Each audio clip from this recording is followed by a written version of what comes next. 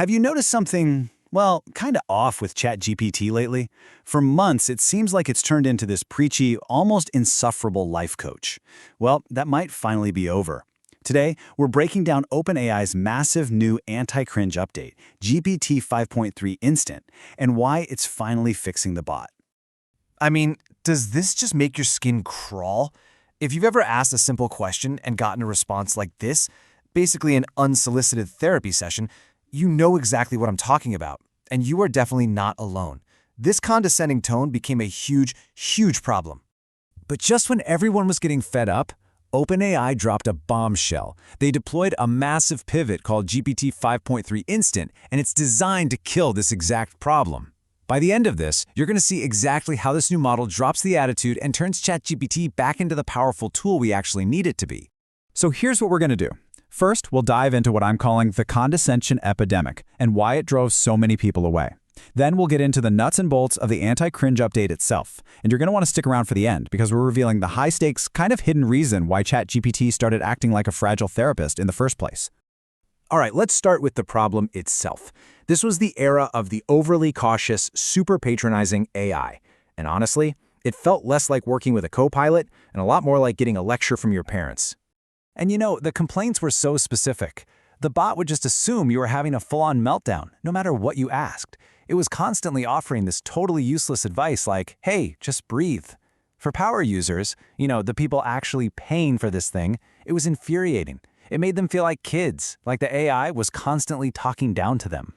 And this right here from a Reddit user, it just hits the nail on the head. It's perfect, because when you're deep in a complex coding problem or you're on a deadline, the absolute last thing you need is your multi-billion-dollar AI tool telling you to calm down.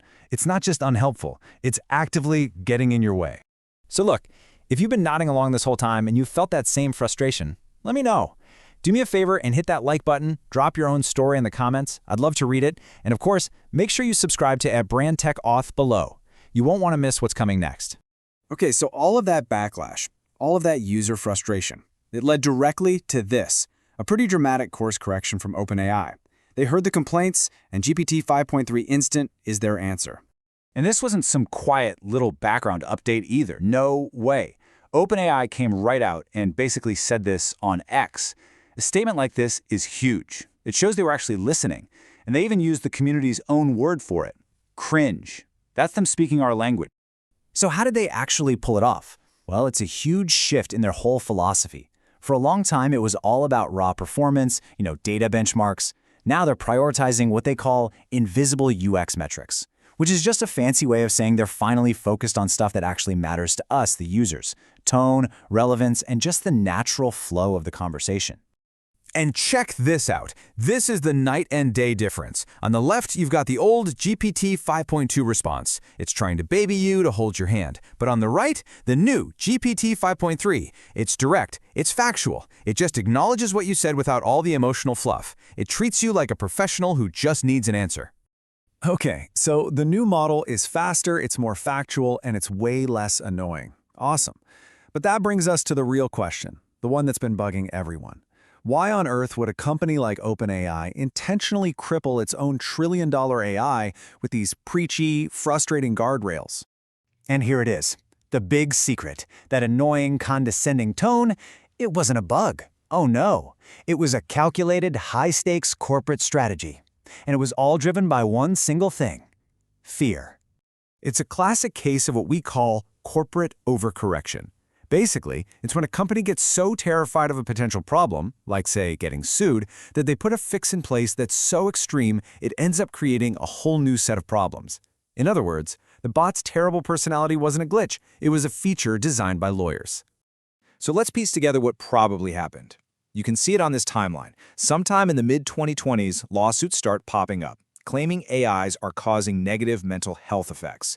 So OpenAI panics. They roll out these super aggressive empathy guardrails. And what happens next? Well, by early 2026, users are reporting this cringe tone, and paying subscribers start to cancel. That forces their hand, leading to the GPT 5.3 Instant release to fix their own overcorrection. So when you boil it all down, what does it mean? It means the bot's insufferable, preachy personality was almost certainly a panic move. It was a desperate attempt to build a legal shield around the AI, to make sure no one could ever accuse it of being cold or harmful. The problem is, in trying to protect themselves, they nearly ruined the entire product. And that puts OpenAI in a really tricky spot now. They have this massive new challenge, and it's an incredibly delicate and very lucrative needle to thread. They have to find that perfect sweet spot between just enough empathy to avoid getting sued while still giving the fast, factual, no-nonsense answers that professionals are actually paying them for. You know, this whole thing really signals a huge shift in the AI world. We're moving past just can it work to how does it actually feel to use. So I want to leave you with this question. Where do you land on this? Do you just want the raw, unvarnished facts from your AI? Or did a part of you actually like ChatGPT